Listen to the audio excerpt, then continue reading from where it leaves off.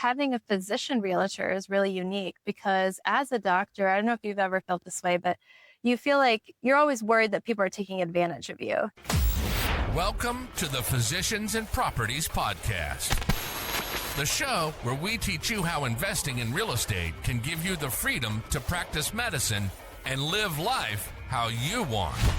Doctor! Doctor! Doctor! Doctor! Doctor! Now, here's your host, Dr. Alex Schlow.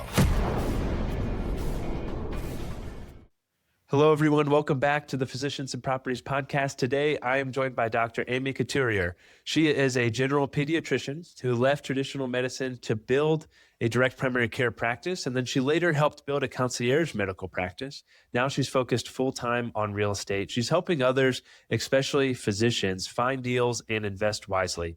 She's based in Traverse City, Michigan, and has built a custom home in a fast-growing area, created equity, and is now building a portfolio of investment properties. Amy, welcome to the show. So great to have you on the podcast, and I'm honored that this is your first one. So I really appreciate you taking the time. Yeah, thank you so much. I'm excited to dive in. Absolutely. Me too. Well, for those who are meeting you for the first time, do you mind kind of giving us the short version of your journey into medicine and then from general pediatrics to direct primary care to concierge medicine and now to real estate? So take as much time as you need. It doesn't have to be the short version. Yeah, I was like, I don't know if I can cover that in a short. So, you know, my journey started when I was a kid. I grew up with real estate. We had rentals growing up. I remember going to our rentals, collecting physical rent checks or cash, working on houses, painting them with my dad, things like that. So I was always thinking about real estate and thinking about when that would be as part of my life as an adult. But I wanted to go to medical school, wanted to become a professional in some manner. My parents were immigrants to the country, and having that degree really made me feel that we could do so much more and reach so many more people. So ended up going to medical school. But I have to say I was always very entrepreneurial from the start. Even in college, I started a magazine, like 40,000 prints across 4 universities. Had a team of editors, and it was just started with like a fun club to socialize and get to know people, and ended up sort of becoming a business. It was nonprofit. And so I did that. And then I ended up going on to do Teach for America. So learned a lot of leadership skills there, thought a little bit more about how I want to help people in medicine. Ended up going to medical school at Michigan State University, spent a year in Lansing, Michigan, and then the last 3 years in Grand Rapids, where I met my husband. So that was wonderful. He and I share a very entrepreneurial spirit. When we got together, we would just talk about big dreams, what we wanted to accomplish, and we were always so excited about that possibility when the time was right. So we ended up couples matching, went to Cleveland, Ohio. I did my pediatric training at Rainbow Babies and Children's, became a general practitioner. Spencer, my husband, is now a radiologist. We ended up moving to the Bay Area in California, where my family's from. And I took a job with Kaiser Permanente, Northern California. And that was a really cool opportunity because they had just opened a new site in San Jose, California. And they were looking for physicians who wanted to, build their practice in this new location. And me being new, not really having a patient panel, I was like, yes, this is great. I can be an entrepreneur again. I can, tap into those leadership skills that I've kind of put aside for a while during medical school and residency. And that was a really fun experience of how do we build a practice within a big system, but it was really fun to just think about how we would operate together as a team of 5 physicians there. So I learned a lot. I did a lot of leadership in terms of immunizations, asthma, just a lot of business kind of leadership as well, really from the start of my attending life. And then we moved to Michigan. We decided to move here where Spencer's family is and build roots, raise our kids in an area where we're surrounded by nature, and it feels like a wonderful place to live and also raise a family. So we decided to move here in 2020. we had known about the move in 2019. So we actually bought land on a physician's loan, barely got qualified, actually. It was turned down by the first bank, and then ended up having to scramble at the last minute to get funds, or 10% down on the land. And we wanted to build our first home. We were renting. We didn't have a primary home at this point, and we wanted to get right into a custom build. So we bought land on the water, and it was beautiful. And so we decided, but then COVID hit. So a year later, we were getting ready to break ground, and the cost of everything was just out of control and unpredictable. That is like a whole nother story for a different day. But we decided, we got through it, took 2 years to build and finish the project. And since then, the real estate market in Traverse City has climbed tremendously, as nationwide. We've seen that. But especially here. And now we are ready to think about real estate from an investment standpoint. So. That is awesome. What a great summary. And you crushed it. That was amazing. And your journey has been incredible. I'd love to pull on a few threads, though, from what you described that I'd be remiss if we didn't talk about. The exposure to rentals as a kid, and being out there and collecting the checks and painting the buildings and all those sorts of things. Do you think that was intentional from your family in regards to that exposure? And how do you think that impacted your entrepreneurial spirit? Oh, yeah, absolutely. I think my parents' intention was just to show us the value of hard work. They wanted to show us how that having good relationships with their tenants would pay off in the end, that it was important, that they're taking care of your property. There's a sort of like honor to that. And so I picked up on this level of respect that you would have for your tenants, which, is, I think, unique. And then two, just the work ethic, that it's not always easy, that when things go wrong, it's okay, that taking risks is okay and worthwhile oftentimes. And yeah, they're incredible people. They came to this country with no money, worked odd jobs, saved money, couldn't speak English, got into real estate. And you said that they immigrated here and they didn't have much money, and then that's when I lost you. Yeah. So my parents, they immigrated here from India, and, with no money, saved money on the side, doing odd jobs, and bought property pretty early on in Chicago and then in California. So maybe by the time I was a kid, I think we had 2 or 3 like townhouses that my parents owned. That is awesome. Yeah, I'm always, I have a 5-year-old and an almost 2-year-old, and always, thinking about ways that I can expose them to entrepreneurship. And so it's always exciting to hear, different stories of folks who had that exposure and learn, from parents who did it and did it well. And obviously it worked for you, given your entrepreneurial drive going forward. My 5-year-old Jack, he's already like all about making money, almost maybe too much. Like, we have some chickens. He like sells the chicken eggs. Oh, He's done nice. lemonade stands, like all the above. It's he definitely has the entrepreneurial bug for sure. And so I'm excited to see him turn into a little businessman. But it's always helpful to hear different stories about how folks got that exposure and how we can help, raise our kids to have that same drive. And so thank you for sharing that. And you mentioned Teach for America. I've had some friends who have done Teach for America, and it was completely life-changing for them. What was that like for you? What was your experience in Teach for America like? Yeah, I stumbled upon it actually. I was looking for a gap year. I wanted to take some time before diving into into medical school. And so I decided that a program like that would be great. It would give me the time. It would give me lots of valuable experience, and you're helping kids who need it, right? So I ended up throwing in an application like the night before the 3rd cycle, and then sort of realized what Teach for America is all about after. I ended up going for the interview, and I just loved it. I loved the entrepreneurial spirit of the organization, what the work that they were doing. I just thought it was so smart and helpful. And it was amazing on like a big picture level. On a personal level, I think I'm still friends with some of my kids actually, to this day, but it was really, really formative experience, getting, having these close relationships with kids who look at you like, you are their future. You're there to really help them succeed and push forward. And that was just really inspiring.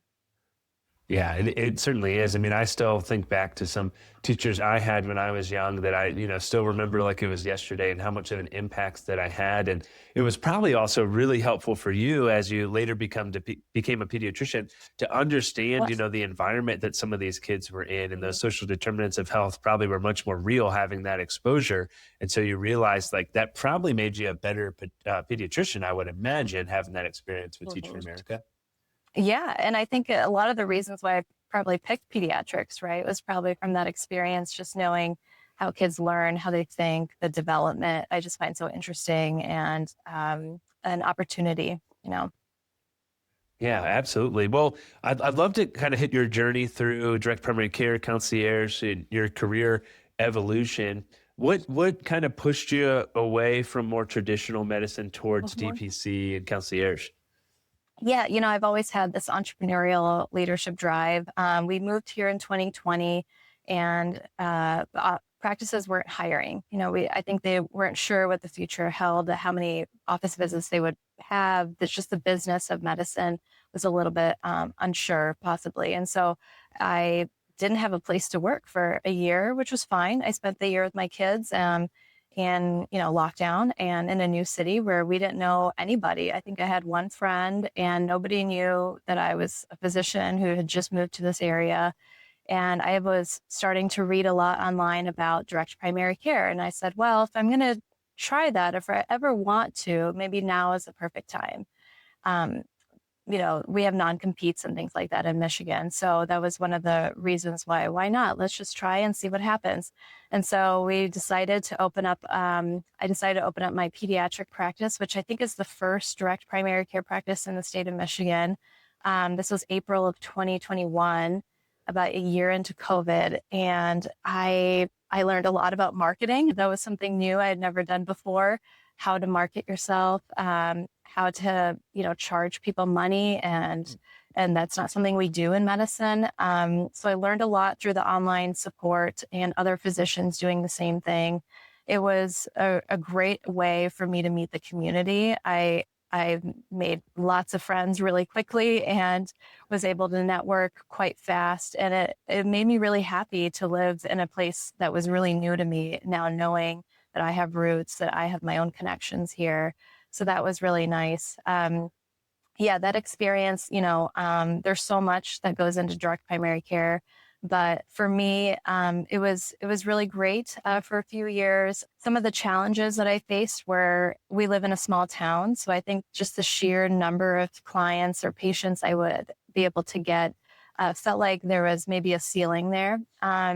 The other aspect was I lost physician coverage. That physician ended up getting a job, and I started to sort of do it alone. It was hard to find people to cover. I started really feeling a lot of pressure from being a solo physician. I also was pregnant with our third kid at this time, building our custom home, and my husband had also started a concierge practice.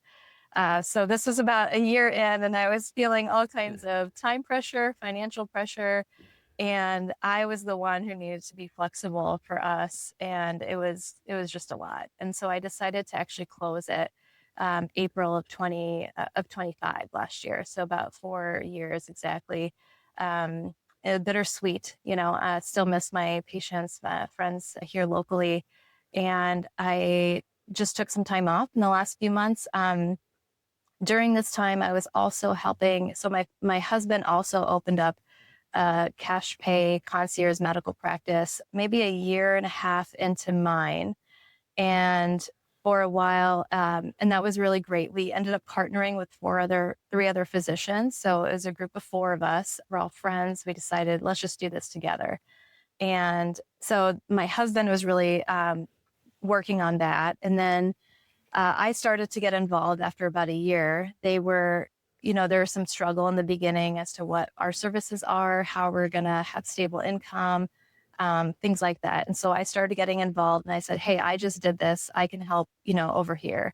So I started doing a lot of the marketing, getting clients for the practice, honing down on what our services are, working closely with our physician who had left his job. And I just felt really, at this point, I started to feel really, really strong for physicians. They're physicians taking risks, leaving their traditional practices to start a business, a startup company, essentially. And I just felt like we could not let this fail. Like I did my practice. I knew the hardships for me. I'm not going to let that happen again. So I ended up really working hard on that practice for about 2 years, and now they're doing really well. Things are great. They're growing and everything is great. Physicians are happy. We're hiring another doctor there. We brought on a nurse. There's so much excitement. It's awesome. So I felt that, maybe it's time I can step away, let my husband kind of take over the business development, and for me to move on to the next entrepreneurial, business. Yeah, the next thing, and that would be real estate for me. That is awesome. What a cool journey. And I'm sure that each of those steps taught you a lot about autonomy and ownership and practicing medicine on your own terms. How do you think that's impacted, I guess, kind of your thoughts amongst risk, or your thoughts of kind of stepping away from medicine for a bit? Because I know there's a lot of folks who are listening to this who have probably in the back of their mind thought like, I would love to start a concierge practice or DPC, or take a couple of days off per week and pursue some sort of alternative income stream. What are your thoughts in regards to risk and getting started? Yeah, and that question I get a lot from friends of mine who are physicians. I would say I probably have had hundreds of these conversations over the last few years. And what I realize is for everybody, that looks different, right? So for somebody, it might be a complete change into DPC, and that getting that autonomy back, that time back, the deciding when you're going to work, when you may not work. For others, it may just be that they might want to have a passive income stream and not completely uphaul their life and their job and change everything. So I think that change, or this thought about what else could you do as a doctor or as a healthcare professional, I think it looks different for everybody and their situation and their risk tolerance. And my advice would be a little bit at a time. What is it, if you could pick one thing about your current situation, your job, your lifestyle that you want to see improve, that's where I would start. And then I would say, okay, if it's just money back, I want to have multiple income streams so I don't feel so financially pressured. There's lots of solutions for that. If it's about time pressure, I think there are different ways to think about that too, and to orchestrate what that might look like. So I work with a lot of friends, just casually, socially, who come to us often because we've built businesses and have now doing real estate and different things. They are always asking for advice for themselves. And that's, for me, that's really empowering. And so that's why I'm also doing this, the work of being a realtor now, actually, because I want to help other people just like ourselves to give them that confidence to buy their first investment, or start, developing a portfolio. I love that. Yeah, that is a great answer. And, I think the other caveat to that too is, if you're starting slow and you're, working through this and you're generating more and more alternative income or passive income over time, it's going to give you more freedom and flexibility, let you take some bigger risk. And then worst comes to worst, you can always go back to what you were doing previously. There's no shortage of physician jobs, that's for sure. I love that. That is really helpful. I wanted to hit one more thing real quick for folks who are thinking about starting a practice and doing that in partnership. What your thoughts are there, because I know a lot of times in direct primary care, a lot of the stressors that people have is what you mentioned. How do I get coverage? How do I take leave? How do I go on vacation if I have this empanelment who basically expects to have access to me in some capacity at all times? I don't know if you know my journey, but I did about 6 months of direct primary care part-time, which I loved, just joined the practice and came on, and I absolutely loved it. For me, I ended up leaving the practice because it was really hard to provide the level of care that I wanted to when I was only there 2 days per week. And I had patients who really wanted to see me that then needed to see the other doc and vice versa. And so it just made it a little bit more complicated.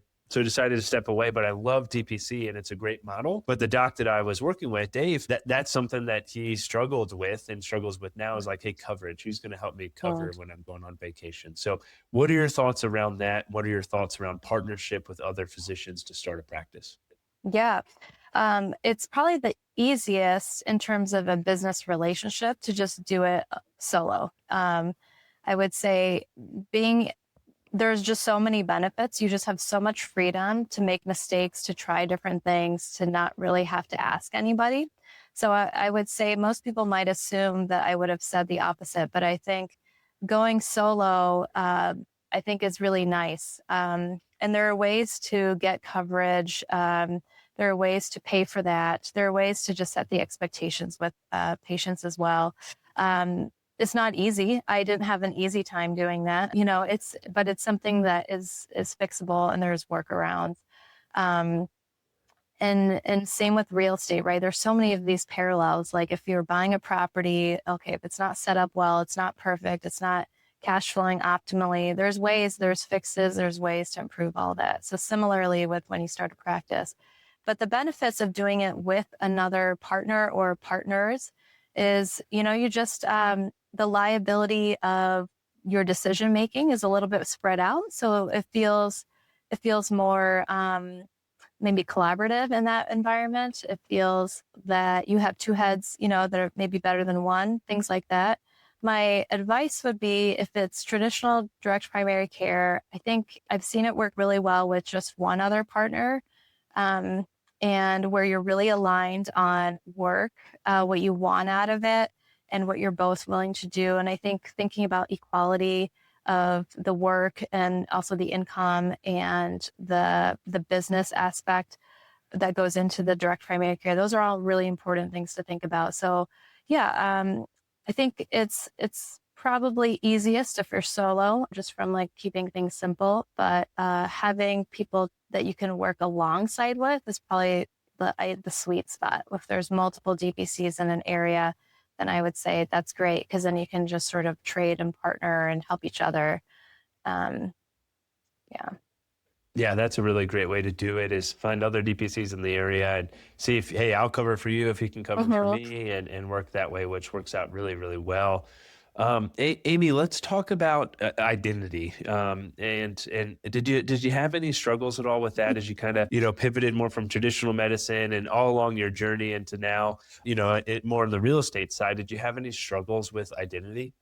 100%. Still do. I think identity, there's so much when you are a physician, it becomes part of your identity. It's like, I am Dr. Amy Couturier. The first thing that falls out of your mouth, I'm Amy, I'm a physician, right? Or whatever it may be for you. And I think that's, it's an important thing to think about deeply for yourself. And my advice is, you are not your profession, right? We're all people. We were people before we became doctors. So that's number one. Number two is you can have more than one thing that defines you. And these are the mantras that I use for myself. These are the things that I tell myself when making big career changes like this, because I get a lot of questions.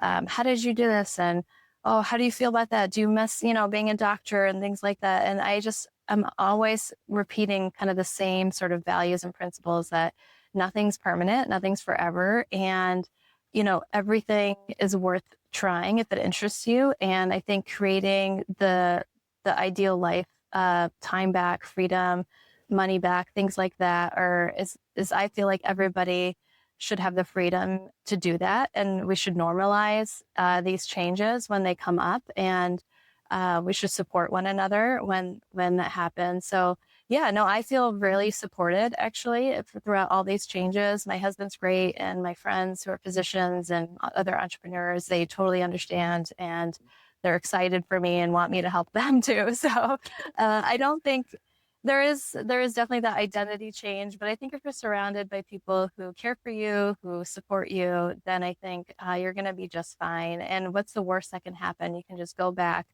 to what you were doing previously. But if you never try, you just never know.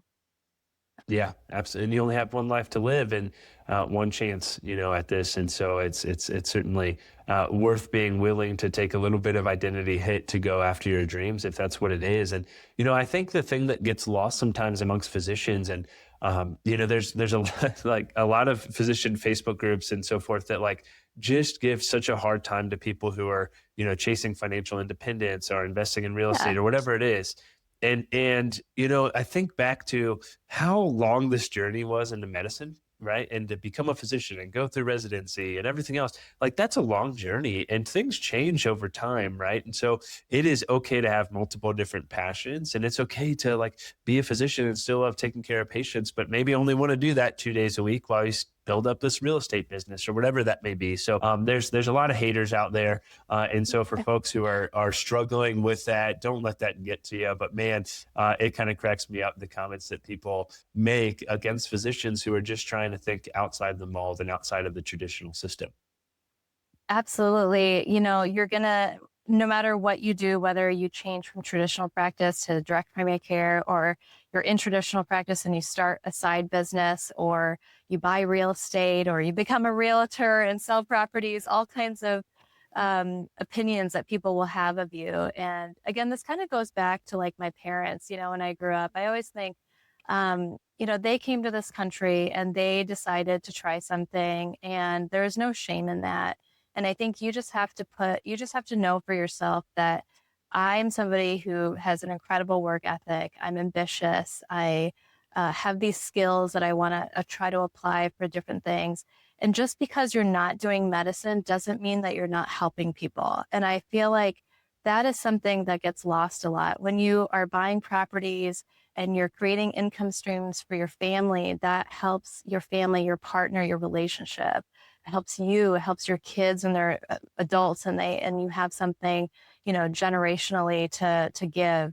It helps, like you say, you talk about the giving freedom later in life. There's always ways to give back, and you're always helping people. So I think when people say that, I think that they don't really understand what the transition means, and they probably haven't thought deeply about it themselves. Yeah, those are great points. And I also think too about the folks that listen to this podcast, hopefully, it changes their life in some degree.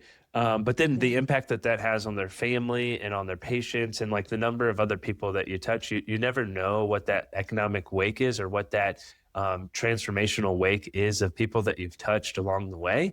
Even going back to your Teach for America days, I'm sure that there are plenty of kids that you impacted that you probably don't even know, and that completely changed their lives. And so there's a lot of different ways to help people, bottom line, as you mentioned, and to make an impact on their life. Well, let's pivot into real estate. I'd love to talk a little bit more about the physician loan, because I think it's a very important topic and a very beneficial thing for physicians to think about. I've only used the physician loan in the setting of an already built house. I've not used it in the setting of development. So I'd love to hear what your experience was like with that, although it sounds like maybe a little bit difficult due to the pandemic and some other factors. But why do you think it'd be beneficial for a physician to consider using a physician loan product? Absolutely. I think it's such a great unlock. Physician loans, what banks offer ebbs and flows with time, right? And supply and demand and the economics of lending. And so when lending gets hard, like maybe times like currently where there's less activity on the real estate market, they're willing to come up with programs that incentivize people. So it's a great time right now, I believe, to look into these programs. If you haven't, I feel like you should always kind of know what opportunities you have to get money. So what we're seeing around here is 10% down, 20%, not 20, but 15% down even on investment properties. I have a physician client right now, and that's what we were recently quoted for their case. And so Every bank is also different. The smaller banks, bigger banks, they have different rules and guidelines that they can fall within. So I think it's important for you to reach out to multiple. When we were building our house, I think I called 15 banks. I was like, I want to know, the best product. It makes a huge financial impact. And if you can find a better product, a smaller bank that's willing to help you, I think that's great. That's a great unlock. It just takes a couple of phone calls and emails. So I would advise physicians to look into that. It may or may not help for a second home or investment property, but it can in some cases, especially if you, depending on how you buy a property, if you're buying it, as under your own name versus under an LLC, or switching that deed later. So those certain steps may impact what type of loan that you get. Yeah, for sure. I love physician loans and getting started that way is such an awesome way to do it. There's a lot of no money down primary residence physician loan products available, not typically for new development, at least that's my understanding, but it's a great way to get started. I typically recommend folks think about how you can get a physician loan, no money down, and then house hack that house with all your resident mates or some of your resident mates. And then you're getting paid to go to residency on top of your meager resident salary. And that can be a really great way to get started and start building wealth or tackling your student debt burden as well. So it's a great way to do it. But that's really cool to hear that there are development options that are available that you could you consider tapping into. It's amazing to get 10% down on a development loan can be massive. And as you mentioned, there are some investment loan products that may be lower, 10 to 15% down as well as a physician, because the banks look at us as like, hey, you're a physician. They kind of have that mindset of like, you're a rich physician and you're very lendable. And so the banks look at that and see that that's quite favorable. What tips do you have for physicians who are just getting started in real estate and they want to potentially pursue single family rental of some capacity, whether long-term rental, short-term rental, new development? What are your thoughts there? Yeah, I think a lot of it starts with mindset and goal setting. So thinking about, what do you want to accomplish? Is this I just want to buy one and see how we feel sort of thing? Or are you on a mission to offset a certain amount of income? Or is this all because you want to pay zero taxes at the end of the year? Or is it that maybe you really just you want to invest in maybe a commercial business where you can have an income stream that way? So I think it always starts with mindset. So when I talk to clients, physician clients, I'm always asking what do you want? What is it? What brought you here in the first place? Why do you feel like real estate maybe could be an avenue for that goal that you were already thinking about? And then once we get into that, I usually advise, what's your risk tolerance and how much are you willing to spend? And then making sure that if someone's married, that they have that partnership, there's alignment there. That's really important, that oftentimes you see one spouse really into real estate and the other not. So I just double check that and give some pause. And then once they're ready to go, my job is to, find them a property that fits within that goal. And I love that because being a physician, that gives me practice and that gives me the reps to evaluate more and more properties, and I can't buy all of them. And so I would love to share them, with clients. That's great. What are you looking for typically in a deal, either for yourself or for clients? Yeah, so we live in an area that's pretty seasonal. So the short-term rental market's nice and strong here. I'm looking for, cash on cash returns, 10% or more.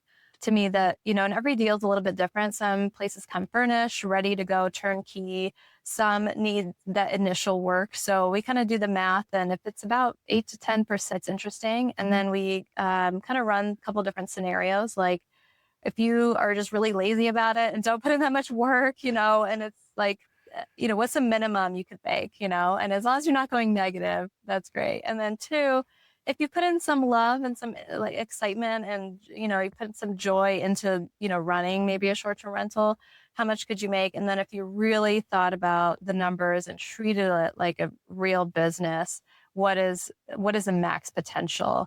And then being in a short-term rental market, I'm always trying to think of other ways, just again, to mitigate some of that risk. Could this be a mid-rental property? Could this be a long-term rental property? Could it be turned into a duplex if needed? Is it zoned for commercial use? So properties like that have a little bit of an out, would be great. Yeah. Yeah, it's great to have those exit strategies and be able to think through that and have those different, scenarios to understand, well, what happens worst case scenario with this home and how can I potentially put into play one of those exit strategies? So that is great.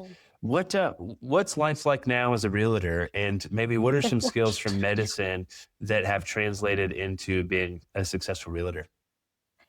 It's scary how certain things are very similar. And these are things that surprise me every day. Number one is patients and clients, very similar.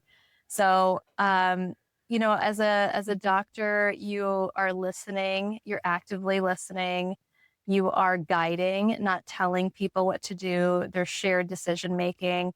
It's very similar as a realtor, being in a supportive role, a guiding role, someone who can help answer questions and be serve value that way is kind of the same sort of feelings of how it feels to interact with clients or patients. And then, some of the even legality, informed consent, the paperwork that we have to sign, the agency contracts, providing informed consent. It feels a lot like I'm doing a procedure on somebody where I'm going through and I'm saying, this is what you're signing and this is what it means. These are the ways in which you can get out of this. So it's a lot of legal information, but it's really important. And that part gives me a lot of, that makes me really excited to do this work because that's an area that used to give me a lot of anxiety. It's just the paperwork. What am I signing? What am I getting into? Now being in it and being the one on the other side explaining these contracts, I think is really valuable experience for me personally and also for clients. That is great. Do you think that to be a good investor, you need to also be a realtor? No, I don't think that they're mutually exclusive or, I think being a realtor for me, I didn't necessarily get my realtor's license to become a realtor. I sort of stumbled into it thinking, hey, this is a lot like being a doctor. Maybe I'll like it. And so I decided to get into that because I'm a primary care doctor. I like some of the same things. But no, most people who are investors may get a realtor's license for the convenience, but you don't have to sell real estate to other people to have that. And you don't, even as an investor, you don't have to have a realtor's license. You can work with realtors who can help you find deals and things like that. So there's options across the board. Yeah, absolutely. And, I've always looked at it from the mindset of like, hey, I want to hire the best specialist that I can, that's going to help me from a realtor perspective. I'm willing to give up, whatever that percentage is because I'd rather work with the best. And a lot of times a really great realtor who really understands the market and the strategy and the goals, they're going to save you in some way a lot more money than they're going to make in commission. And so that can be really beneficial or get you into a house that you otherwise wouldn't have been able to and those sorts of things. So it's certainly worth it to work with a good realtor. Yeah, and I Man, think, this is, yeah. yeah, one more thing I wanted to add there is, having a physician realtor is really unique because as a doctor, I don't know if you've ever felt this way, but you feel like you're always worried that people are taking advantage of you. That are they upcharging you because you're a doctor? Are they not giving you the best deal because they know you're going to get qualified? All of these factors. And so that's another part that's really important to me is not to treat my physician clients just like any other client, and advocate for the very best deals, price wise and terms, regardless of income and their ability to pay. So I think that's really important. It's just that trust. Yeah, absolutely. That trust, that understanding, the similar mindset, similar way of thinking, like all those sorts of things are so relatable. And you're exactly right. We do get preyed upon quite often. And so I think it's helpful for folks to hear podcasts like this and hear your journey and look at other resources and get that financial education and foundation so that they're not taken advantage of. That's really great advice. Amy, before we kind of wrap things up here, what's something that you're working on right now that you're really passionate about?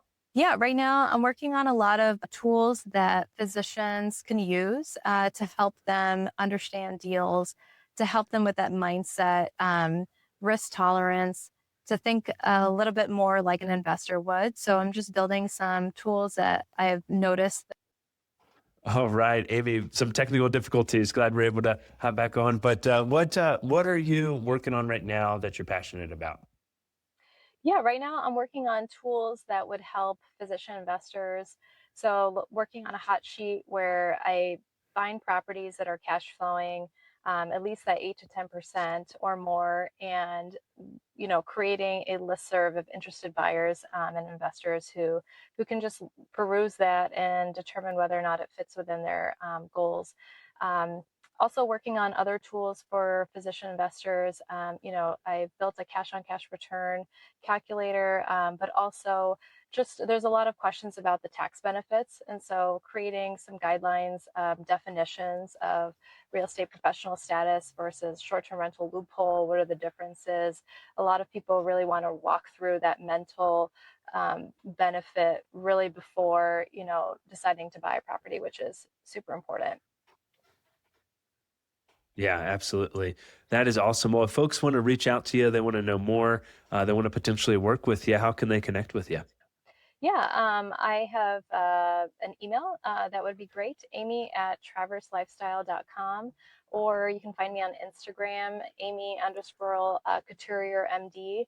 I love to be active there and check on my DMs and things like that. So more than happy to connect with anybody who's interested in the Northern Michigan market or just want to learn a little bit more about investing and how they can, whether or not buying a short-term rental or buying real estate in general fits within their goals of investing.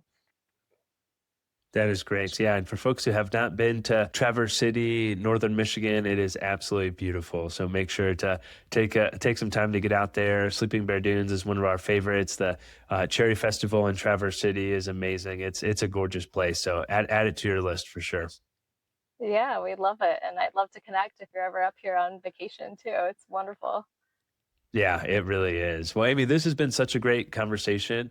I love your journey and your message that real estate is not only incredible for physicians, but it's also a learnable skill that you just have to have those mindset shifts to be able to make that understanding and get that alternative income and make more impact as a whole. So your story is a great reminder that folks don't have to stay trapped in just one version of medicine or one version of success. You have the opportunity to pivot if that's what fits your journey, fits your goals, fits your lifestyle. So thank you so much for your time. Thank you for coming on the podcast, and I hope you have a great rest of the day.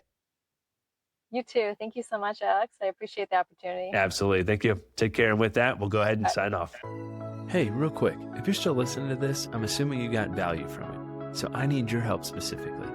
My 2-year vision with this podcast is to help 100,000 physicians learn how investing in real estate can give you the freedom to practice medicine and live life how you want. There are 2 main ways that a podcast grows. One is through ratings and reviews, and the other is word of mouth. If you can please leave me a 5-star rating and review on Apple Podcasts and Spotify, as well as send this to 1 to 2 friends that you think would get value from it, we can reach the physicians that we want to reach. Thanks in advance, and talk to you on the next episode. Please note that the information shared on this podcast is for informational purposes only. It should not be considered financial or medical advice. The views expressed on this podcast are those of the host and the guest and do not necessarily reflect the views of the Department of Defense or the United States Air Force.